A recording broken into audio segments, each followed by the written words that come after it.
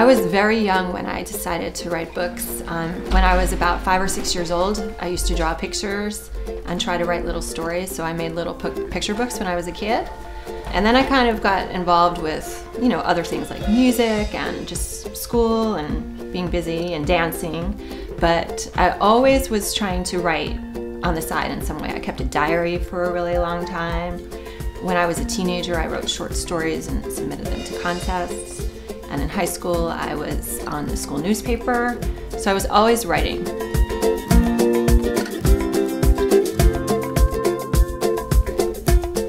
I became interested in writing for middle graders because my daughter is now 7, and she's starting to read books that are for middle graders. And I wrote a few books for teenagers and thought it would be fun to take a break from that and write about a younger girl.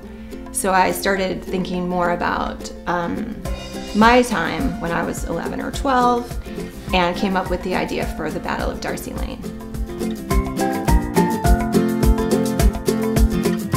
The Battle of Darcy Lane is very much based on my own experiences when I was 12 years old. I played a game called Russia with my neighbors, one of whom was my best friend, and one of whom was the opposite of what a best friend is. And I decided I wanted to write about the difficulties of friendship and how it sometimes can feel like a competition. So the idea grew from there. I decided to work the 17-year cicadas into the story because I thought they were kind of cool and gross. But as I was writing, I realized that the cicadas were kind of a neat metaphor for the idea of emergence and someone emerging into the world in a new way. Because I feel like Julia, the 12-year-old main character, is at a point in her life where she's looking forward toward teenhood and adulthood and emerging into her own person. So the idea of the cicadas emerging from the ground in this very dramatic way seemed like a nice parallel with her story. I would say that my favorite part of this book are the scenes that take place with Julia and Peter.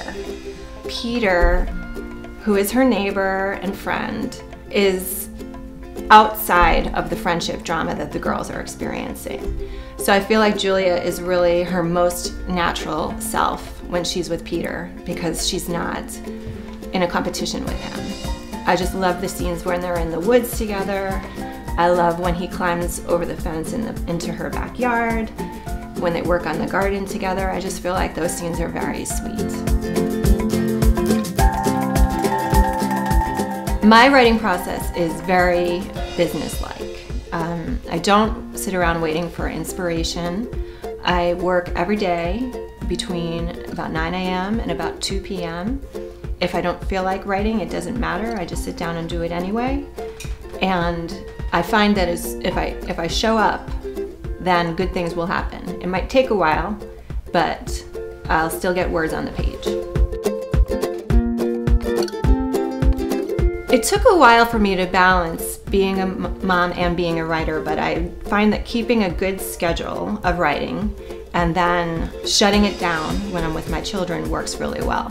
So my schedule of working during school hours when my children are either at school or with the sitter helps me get my job done, and then at 3 o'clock every day when the school bus comes, I can just be a mom for the rest of the day, and I very infrequently have to work on weekends because I'm pretty much my own boss. My advice for kids who want to be writers is to write and to not worry about if it's good or if you think it's good or anyone else thinks it's good, and also to read. The more you read, the more you absorb how stories work, and then when you sit down to write your own, you have more of an instinct for how things should play out.